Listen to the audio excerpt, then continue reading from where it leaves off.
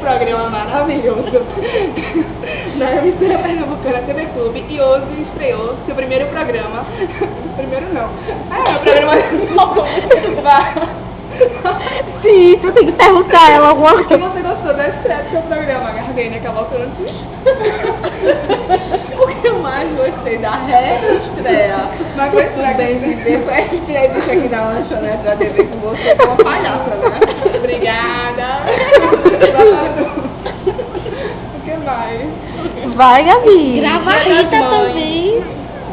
Dia das Mães tá chegando. Qual foi seu melhor presente? Você que foi o Miguelzinho. Fale um pouco dessa coisa de ser mãe. Essa coisa é uma coisa, né? Vai, Essa coisa de ser mãe é uma coisa. É uma coisa muito boa.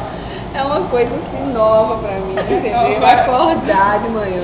E Meu Deus, Deus, sonho do meu filho. Não, tá saindo. O Miguel não convive muito com essa coisinha aqui, né? Tira o canudo assim. Tira o canudo.